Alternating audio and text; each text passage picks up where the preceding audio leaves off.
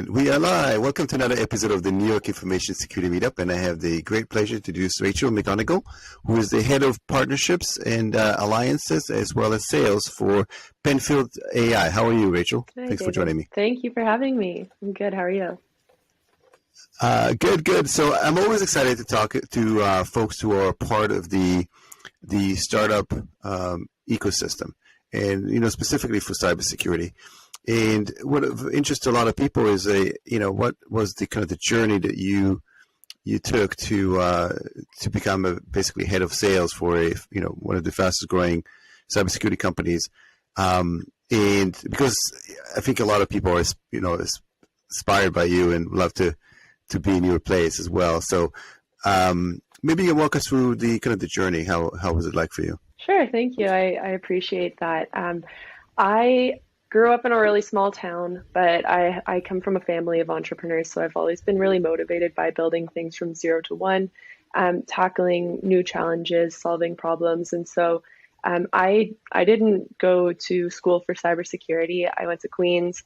I studied abroad. I moved to Toronto. I started out my career in sales, but selling services to technology leaders. And so cybersecurity, I more so got into by chance. I was actually following the founders on their journey, saw one of them speak at a conference and was just really inspired by the product they were building and the challenge they were solving, and specifically how they identified some gaps in the industry around AI and found a solution that nobody else was really looking at the time. And so I really joined by chance. I had the opportunity to join back in September 2020. In the depths of the pandemic, I joined as one of the first employees, and I was able to be a part of the team working closely with the founders through the Ryerson Cybersecure Catalyst program, which is Canada's first cybersecurity accelerator, as well as 500 startups. So in the early days, it was just a couple of us really figuring out product market fit, figuring out what resonated, who's experiencing the challenges the most that will really gain the most value from our product, and then finding that repeatability. So I did have the opportunity to get in early and be able to learn a new industry from the start. And now we're a team of close to 30, and it's really starting to pick up. Yeah, amazing. And I'll talk to you about the fact that you had to pave your own path, which is really remarkable. A lot of people, when they think about, getting into a company, they think about, okay, like everything is structured, right? So you get your laptop, you get all the login information, and then basically you're being told, what you need to do and what was the outcome that that is being sought of. But it's not really the case in an early stage environment. It's more likely, okay, like you get up in the morning, you decide what to do next. But before we jump into that, talk to me about kind of your kind of first role after college, university. What was it like? Did you find things that you liked about it, and maybe things you didn't like about it? What was kind of the initial experiences you had? Yeah, so right after school, I joined a really large company. I joined as a consultant working to sell services across the technology space in Toronto. But what was really beneficial was coming right out of school and not having a background in this domain. They provided incredible training. So when you started, you go through a really solid onboarding, almost boot camp style type training, where you really were brought up to speed on the industry quickly, methods. We were provided structure, so we had different KPIs on a weekly, monthly, and quarterly basis that we were able to abide to. And I think it set me up well for figuring out how to create repeatability, how to create some forecasting, understand when you get yourself into a rut, how to pull yourself out of that rut. And that really was helpful when I joined Penfield, because as you mentioned, when it's a small team, if there's only 3, 4, 5 people in the team, there's no one telling you what to do. There's no one checking in to see how you're tracking. You really do need to establish that for yourself and hold yourself accountable. But it was quite motivating in such a small environment because everyone's involved in everything. Everyone's lending a helping hand. You're on the same call as the engineers and the data scientists and product delivery. So you really get to have exposure into all the different areas of the business. And when people hear about KPIs, key performance indicators, for those who are not familiar with the term, a lot of people shudder, right? Because it's kind of scary because a lot of people they live and die by that in larger organizations, right? And you mentioned the kind of the training that you received, and I've come across that a lot too, is that allows you kind of to get exposed to a lot of areas in the business. Typically, larger organizations have that structure training, which a lot of startups and early stage companies do not have the time nor the resources to provide. Was that, joining to a large firm, was that done by choice with you, or were you like looking to, get smarter on the technology? What was kind of the impetus of like to do that? Why did you join a large organization and not a small one to begin with? Yeah, that's a great question. I joined definitely because of the training and the skills growth potential. So I knew that coming in, I would get a strong foundation for how to, kick off my career and see the growth I wanted to see. So I got really great hands-on training from some brilliant people, but then it was a business that had very solid performance reviews. So your manager would work closely with you to see, where do you want to go and how can we help you get there? And it had a very clear growth trajectory. So, there's some companies where you might have to apply for internal promotions or wait a long time until a role opens up. But at that business, it was very clear that once you show certain capabilities or reach a certain threshold, you're eligible for growth, promotions or growth potential or building out your own team. It was very transparent in that sense. And so that's what I was looking for as a first initial step in my career, where I could build the skill set I would need and get the experience that I was interested in getting to develop, leadership skills earlier on in my career. And, the interesting piece, again, working for a large organization is that a lot of time it takes a long time to like onboard. It takes a long time to get access to the systems, and then the process is super slow. Like just sometimes it takes talk to people that the onboarding process was like 60 to 90 days. What was the transition like when you joined Penfield? Then all of a sudden, like things are just flying, right? There's no like 60 to 90 days you're expected to kind of deliver or provide some impact right away. Was it like an easy transition for you, or you were kind of shocked a little bit from, just joining the unstructured environment and in a very quick one as that as well? It was definitely different, very different than what I was used to. And it was very much a learn as you go kind of setup. But I think I was fortunate because I joined right as we were starting to go through the Ryerson Cybersecure Catalyst program. And so this was a bit of an incubator for early stage startups where they're really focused on helping you operationalize your business, get ready to go to market at scale. And so we had the opportunity to work with different mentors and leaders in the industry who can come in and help us look at our financial models, our sales pipeline, our product management pipeline, everything like that. So I was definitely learning cybersecurity from scratch. I was learning about the intricacies of, AI or reinforcement learning or all the different things that go into our models. But I had the support on the business side externally through this program to help really just validate some of the things we were doing and the decisions we were making. Mm-hmm.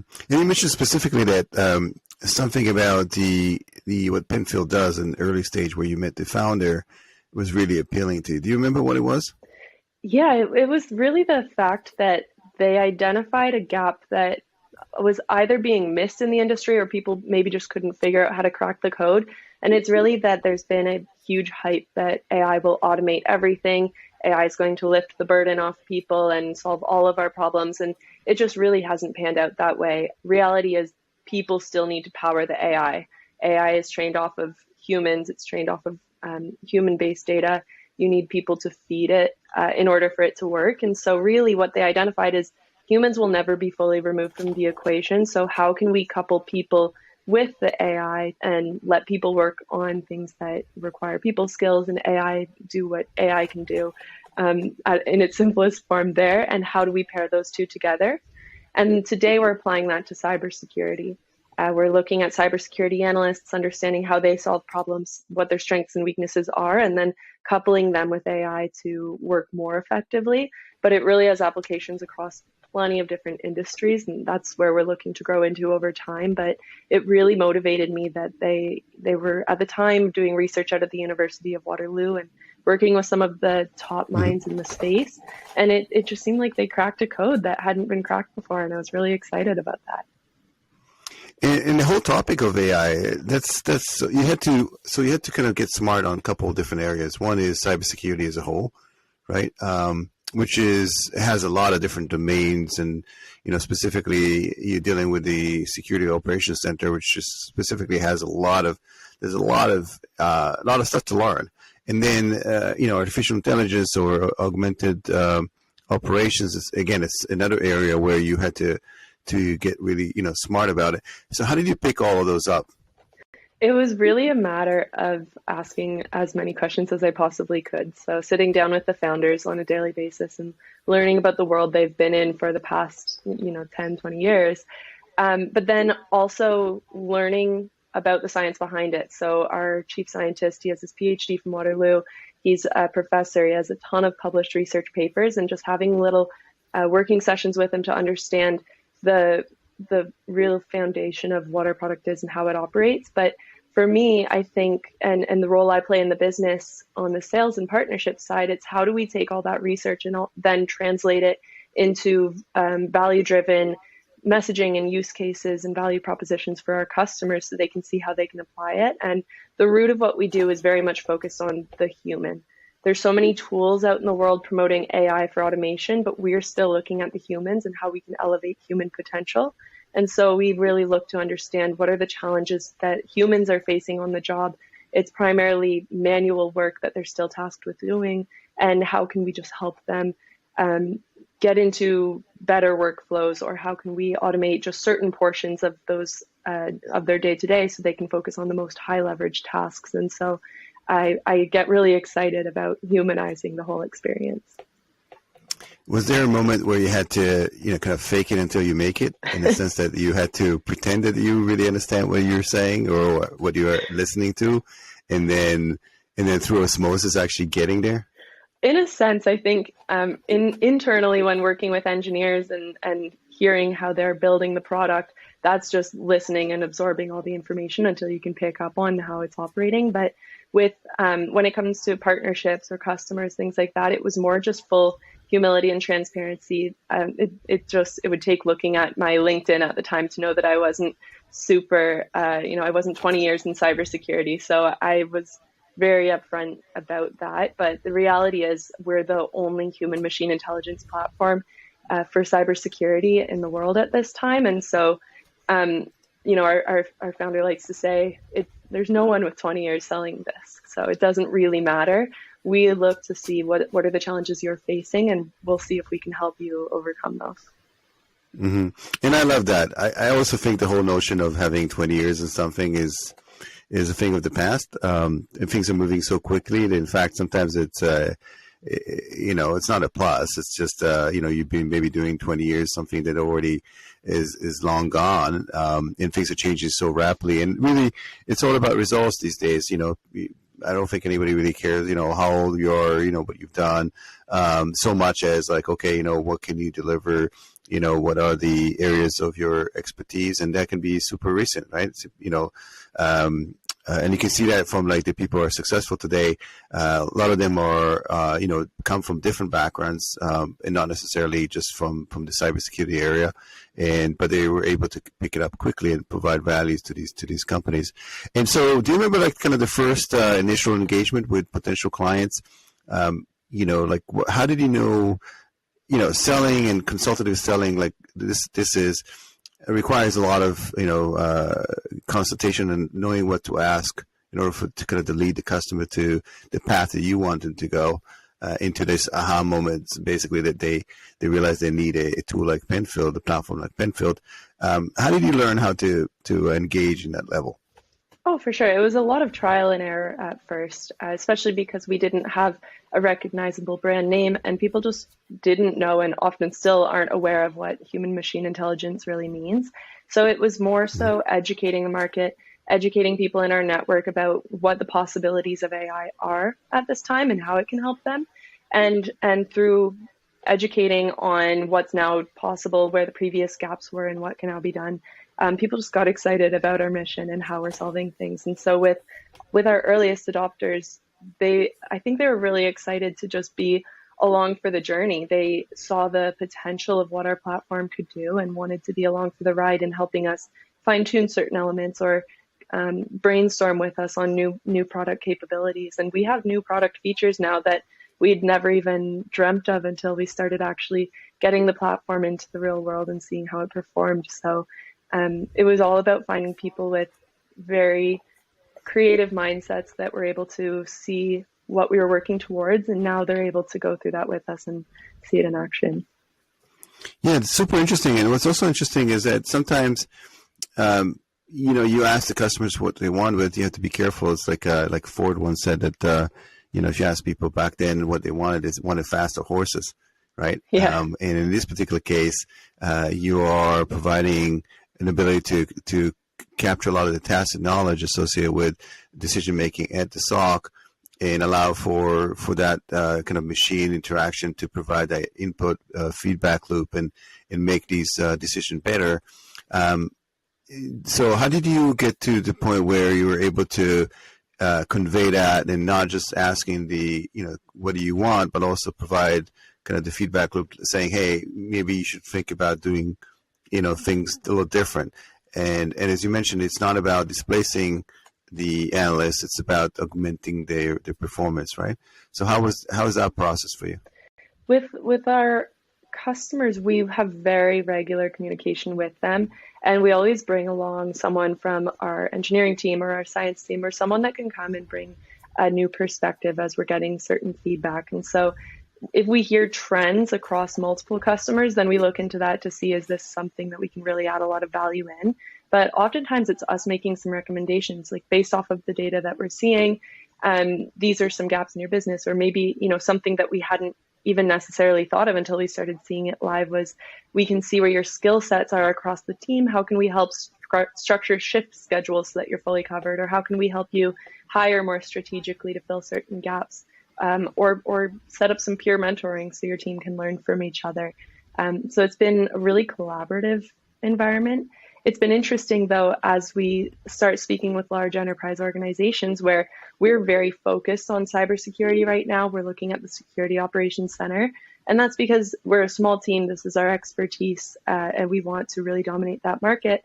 But as we're speaking to really senior leaders, they're like, why can't I use this across my other business units, across operations, fraud, help desk?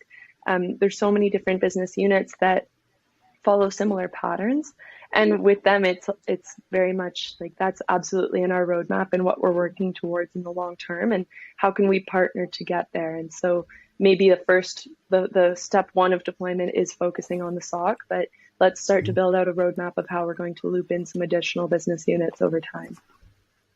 The thing with startups, you only have limited resources, especially when it comes to development. So you have to really figure out what are the absolute must to have in terms of the roadmap, and make sure that they kind of the noisy environment of having all those features that potentially are great but only are suited for one or two clients are not getting the attention that they don't deserve.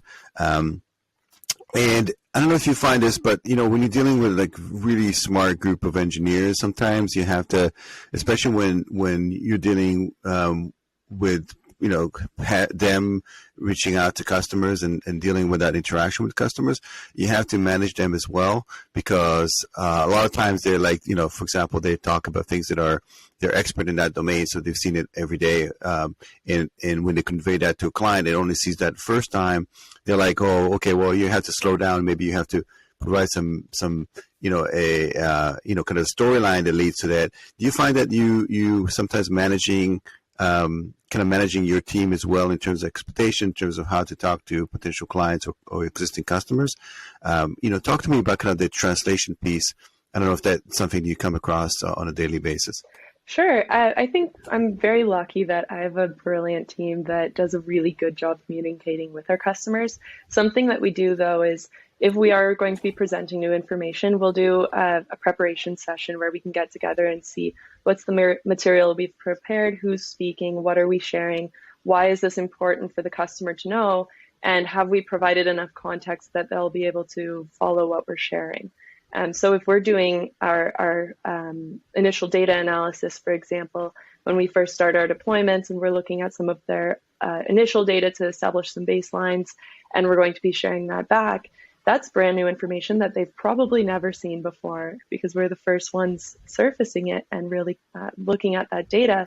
So how can we actually set some context first before showing their data to say, this is what we've looked at, this is why we've looked at this, and this is what we're looking for. And now let's get into your data and see what are the trends that we're seeing and how will this data also develop over time as we're bringing in more and more data. It's going to get richer.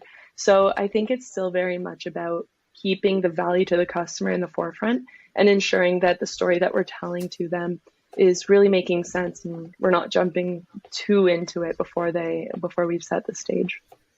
And it sounds like there's a lot of prep work associated with dealing with clients. Especially when we're talking about AI.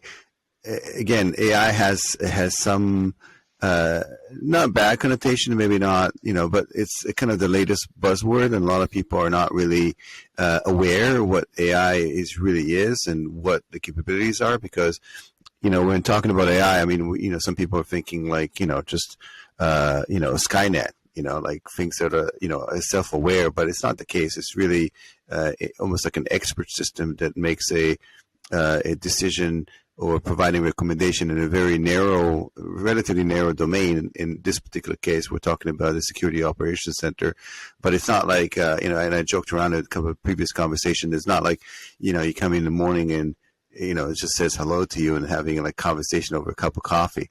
It's not there yet, right? Do you find that you have to provide a primer about AI and the capabilities of what to expect before you engage with customers, or are customers or potential clients already aware, what AI can do for them?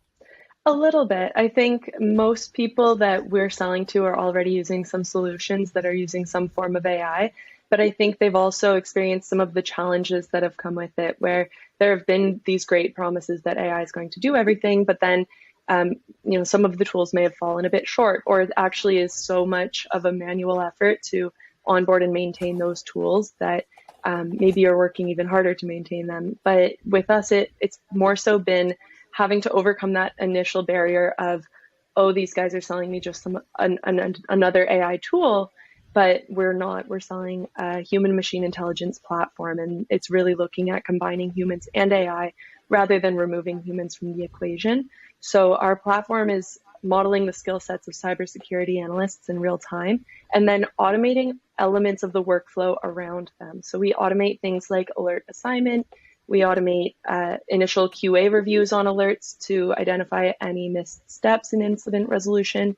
We're able to share contextual coaching to analysts. So as we do our QA, then sharing best practices back to the analysts so they can learn from it.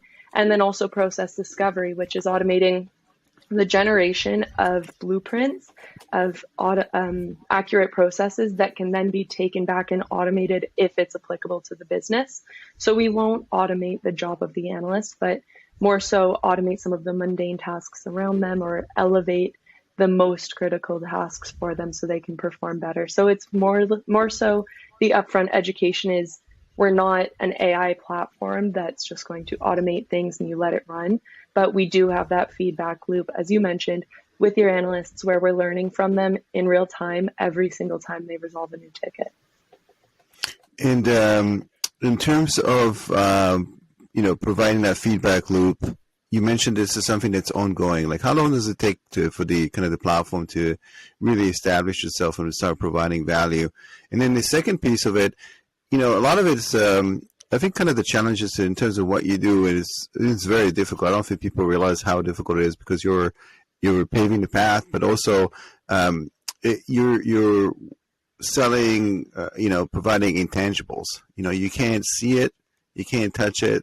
There's no even blinking light anymore. You can't, it's not like you send somebody an appliance or a server and there's blinking lights and it's okay, this is what I paid for. You really are selling a platform, that's just bits and bytes. It does something, and then there's people are typically paying for it because they like the outcome. As opposed to just buying it for Penfield. They like the outcome of what Penfield can do for them. So it's kind of a two-part question. Yeah, definitely. I think the value focus is really important, especially when they're adopting a new solution that they may not have evaluated before. We've definitely heard from potential customers where they say, we need to bring a ton of different people into making this decision because we don't have a three-step process of how to evaluate this kind of technology for our business because we haven't seen this before. But what we do is we do have some value-driven metrics we can share. So we have the ability to reduce the mean time to resolve incidents by up to 25% through automating the alert assignment to the right analyst. And this is a metric that's on top of the gains that businesses are already seeing from SAM or SOAR platforms. A new metric that we've introduced to the industry is automating 100% of QA. So today, a lot of our customers are doing completely manual QA, where they're just looking at a subset of tickets. So maybe looking at 10% of all tickets just to see in general is the right process being followed. And we're able to automate that on 100% of alerts. And Rachel, for the people that are not familiar with it, when you mentioned specifically QA around incident response and security operations center, what is the kind of the process around that? Just can you describe that? For sure, yeah. So when an alert comes into the security operations center and an analyst does their investigation and completes the alert in whatever appropriate way it might be, we do an automated QA on that to see, did they follow the right process? Did they complete it accurately? Are there any missed steps? Have they done any new steps that we haven't seen before? And then if there are any deviances from what we consider to be accurate, we can flag that for a human review. And that's how we're getting the feedback loop, because a deviance in process isn't always a mistake. They may have actually found a faster, better way to solve a problem that we just haven't seen before. And so that's where we get that quick human feedback, like a quick yes, no validation. And if it is a new, better process, we can actually use that to update our model and determine that is accurate going forward and share it back to the rest of the team so they can all be working more effectively over time. So today they only do QA only on 10% of the completed tasks? It depends typically? Customer to customer. Some have the resources in-house to do a lot more, if you think of some really large enterprise organizations. But it's quite a costly expense, especially for some of the smaller businesses. So some customers might have one or two QA analysts that are just reviewing a random subset of tickets where they're looking for best practices. But we're the only ones that can actually automate this process because we're not so much looking at the outcome of the ticket resolution, but the actual process that the analyst followed. And a question you had asked before was around how quickly can we get up and running? How do we do that initial learning? And it's a very simple process where when we onboard a new customer, we'll initially look at a couple weeks of historic data just to establish what is the ground truth, what is the baseline. And this lets us solve the cold start problem so that once we're performing actions live, we can just hit the ground running and start performing immediately. But once we're up and running, we're updating our model every time a new ticket is closed. And so that's how we're always learning off of the most up-to-date information, as opposed to some AI systems that are trained off of historic data, but then never updated. And when we do look at modeling analyst skill sets, we're truly looking at the actions that they're taking, the decisions that they're making it a very real form of unbiased learning. Because we're not looking at their resume. We don't care which school they went to or what credentials they have. It's truly based off of the performance of the work they're doing. And going back to the QA for a second, it sounds to me that you're automating, one of the most boring jobs out there. Doing QA, it's not like you're doing it when you're actually investigating an incident or investigating some sort of alert. That can be exciting, I think, to me, to somebody who's a practitioner, because you don't know what you're going to get. You're like looking at something and you may turn into something or may not, but, sometimes it does. And it's like really interesting and it's something different. But QA piece, it's like, okay, this has been done and you're just checking to see if it was done, correctly. So you kind of get rid of the gray, mundane type of work that, the companies need to do, but they don't necessarily spend the time or effort to do so. Is that correct? I mean, it's funny. I don't know if I've ever asked someone if they find it boring, but I know some of the managers that we're working with, their job is to manage the SOC team, and they have to take an afternoon each week to go through and do the checks on however many they can get through. And if they're in a rush or if they have a lot on their mind, they could miss something as well. But what ours would do is create an actual QA feed where we're auditing 100% of the alerts and then elevating the tickets that actually have the highest likelihood of a mistake or a process deviance, which again, we mentioned could be not a mistake. But what we do is create a QA feed where if the manager has time to look at 10% of tickets a week, for example, we can ensure those 10% are the most high risk ones or the most high impact ones for them to be reviewing so that they can be confident that everything else is safe and secure and the business isn't at risk, rather than today where if tickets aren't getting revisited, a mistake could be slipping through the cracks. And how do you set expectations, like in terms of, you mentioned a little bit about like, okay, you set up the system and you overcome the kind of the cold start and you have the ability to have the whole process in place. But how do you then set expectations saying, okay, Mr.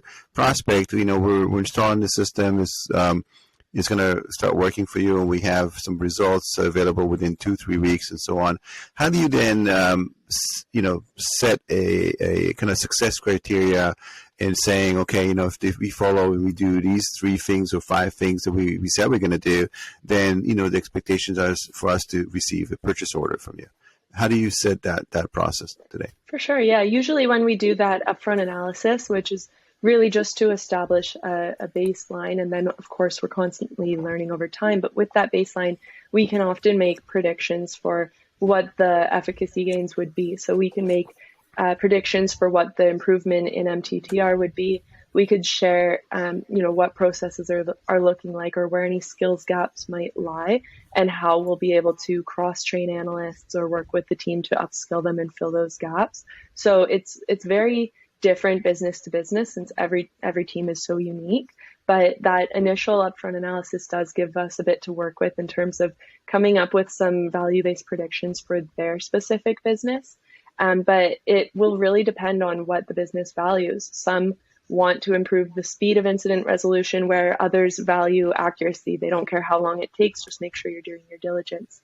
Some teams have seen they're looking to grow really quickly, but it's really hard to find talent in the industry. So how can we hire maybe less people or keep our existing team, but enable them to work across a broader skills category?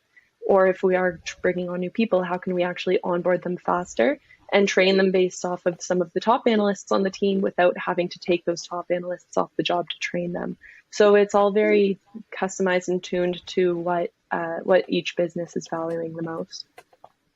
Yeah, and it sounds like the kind of the journey to effectiveness and efficiencies is always something that really resonates with business leaders as well.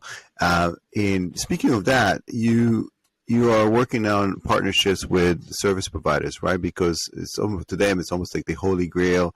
If they can service more customers with kind of the same amount of analysts, I mean, it's translate to a greater bottom line. What's the process for a service provider to start looking at Penfield? How do they pick their own, initial customers to test? And maybe talk to me about that. For sure. Yeah. The managed security service providers are some great partners of ours because they are looking to grow, but often with many of them, as they grow, they need to hire more analysts to service those customers. And that's a really big struggle today because there's a big skill shortage in the industry. It's tough to hire more analysts. Your own analysts might be getting recruited away all the time. So retention as well as hiring is it's difficult. And so when we say that we can help these teams reduce the mean time to resolve incidents by up to 25%, that's enabling the existing team to do up to 25% more tickets in a day, because what we're doing is ensuring analysts are working on tasks that are right for their skill set and helping them to get in a flow state where there's less context switching. They can really focus on what they're good at. So yeah, we do work with these MSSPs where they can get more out of their existing teams, or at least identify the greatest opportunities to grow the team in ways that will have the biggest impact. So where's the skill gap, and what talent should I be looking for to fill that specific skill gap? And that way, when they do bring on new customers, they're able to hit the ground running with those customers quickly. Another thing they're able to do is be able to show that QA score to say, you can trust our services because my analysts are doing a really diligent job. We did a QA check on every single ticket they closed. We know that they're doing it accurately, or if there was a misstep, we've gone back and corrected it. So you can actually provide that QA validation to the end customers now, which today is otherwise not quite there. Yeah, it's interesting, and maybe you should trademark, the 25%. Like some insurance company says, okay, spend 5 minutes or 15 minutes, you save 30%, 50% on your insurance. Maybe something you look into it, because 25%, it's a big number. If you look at the efficiencies associated with running a SOC and how much it costs and how many incidents are being reviewed and so on. And you mentioned specifically there are a lot of various decision makers that are potentially part of the decision-making process of acquiring this technology. How do you make sure they all communicate with each other, and then you convey the specific benefits associated with Penfield for each of these individuals, so they can go ahead and say yes to acquiring technology? For sure, yeah, it's really been about figuring out what's the challenge that they're facing at each different level or in different departments, and how can the product help. So from the CISO level, it might be more about key metrics, efficiency, performance, accuracy. From a SOC manager perspective, it might be about training and enabling the team. And then even from the analyst level, how can we allow them to see some progress throughout their career? Even with the QA piece, some of the analysts we work with, they consider it like a spell check. If you make a spelling mistake, you just want to quickly correct that and move on. Being able to see where their skills are and how they can progress if they undergo certain training and coaching. So it really is more about understanding how the product would be used by different stakeholders and enabling them to see the value that they would be deriving. And I guess last question, and I have so many questions, but we run out of time. Is there a wow moment when you have Penfield running, you have running now it's several customers, something that they were not aware of, or because again it provides a glimpse into something that was completely unknown before. So is there something like that just came out from running the system that you could share with us? I think the big realization is the fact that what we're replacing is the manual, mundane tasks. It's the static, repetitive, mundane work that people have to do every day that they might not even realize that they're doing, because it's just become so habitual that once they don't have to do that anymore, their time is freed up to focus on much more important work. Little things like alert assignment. It's something that's just intuitive at this point. You go in and figure out which task you're going to pick up. But if you can have a queue preset for you that is fit to your abilities, it's preventing context switching, but at the same time, you're getting the coaching to enable your skills are progressing over time. It's the realization of how that can actually help your day. And so I think when we're first introducing the product to a new customer, it's the realization that this is actually possible now. It's something that they say we always wished that it was possible, but never knew it could become a reality. And now it's actually here and it's usable, and being able to see the change in the day-to-day from that is just really exciting. And it sounds to me that this will also lead into a better job satisfaction. If you can get rid of, as you mentioned, some of the mundane tasks and the everyday things, and then allow for people to really shine in where they can, and more the interesting piece.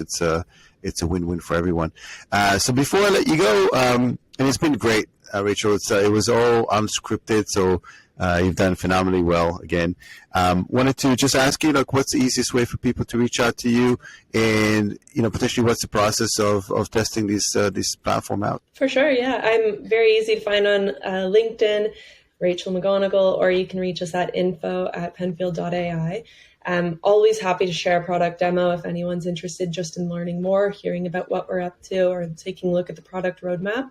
But in terms of testing it out, like I mentioned, it's really simple. We already have integrations built out. We're platform agnostic. We can integrate with SIM, SOAR, ITSM tools, any of the SOC tools used by analysts.